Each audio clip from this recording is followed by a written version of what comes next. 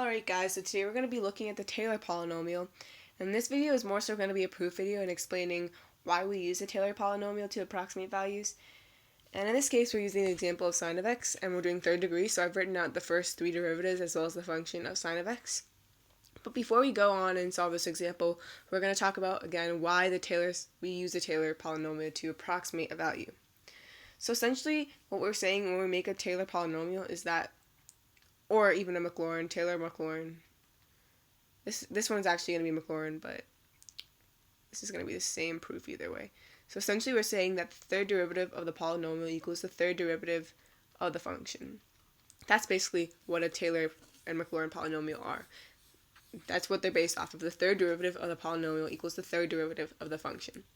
And what this means is that, in this case, the third degree, the slope of the slope of the slope of the slope of the polynomial equals the slope of the slope of the slope of the slope of the function.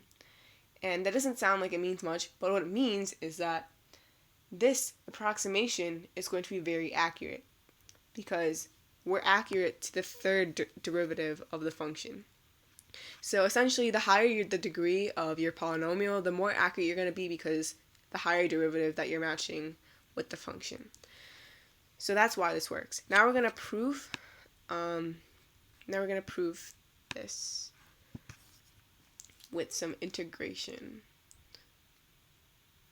So we're going to rewrite p triple prime of x as d3y over dx cubed. And we're going to plug in 0 in this case, so we're going to make it Maclaurin. So f triple prime of 0 is equal to negative cosine of 0, which is equal to negative 1. And now we're going to bring over one of the dx's. So this becomes dx squared and this is negative 1 dx, so that we can integrate both sides. That was bad integration sign.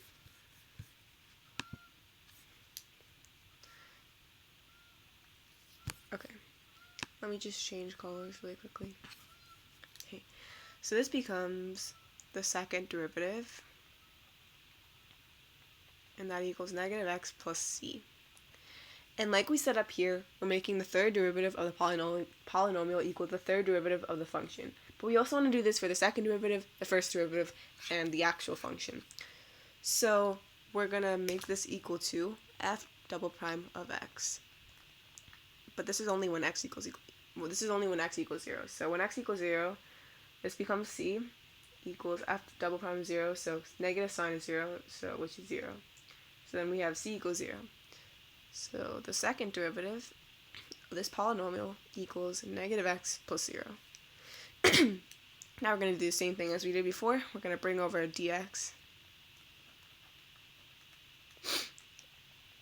and anti-differentiate again.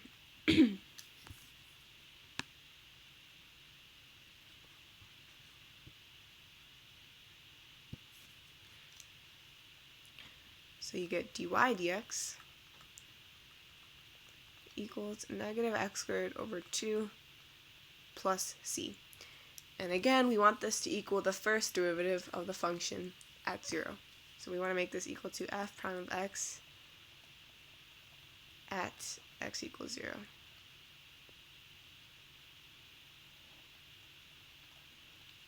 So when x equals 0, we get c equals f prime of 0, which is cosine of 0, which is 1. So dy dx becomes negative x squared over 2 plus 1. Now we're going to move up here and do the same thing again. Bring over one of the dx's, so we get dy equals negative x squared over 2 plus 1 dx.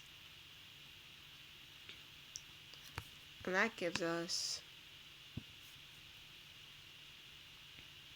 y equals negative x cubed over 2 times 3. Because remember power rule, you increase, when you're anti-differentiating, you increase the power and you divide by the power that you increased it. So we increase the power to 3 and then we divide by 3. So that's 1/2 times 1/3, so 1/6.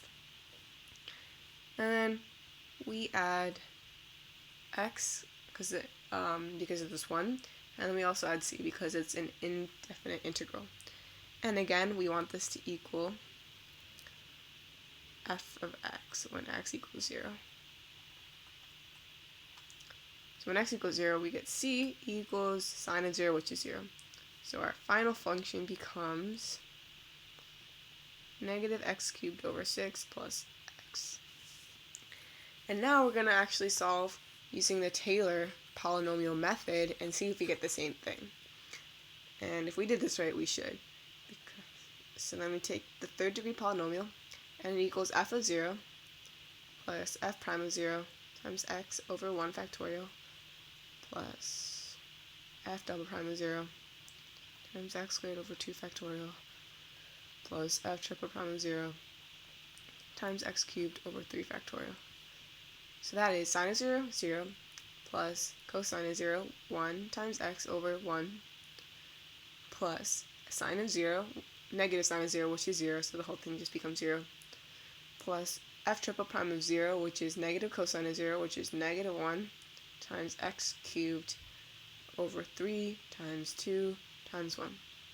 And that is equal to x minus x cubed over 6, which equals what we got here.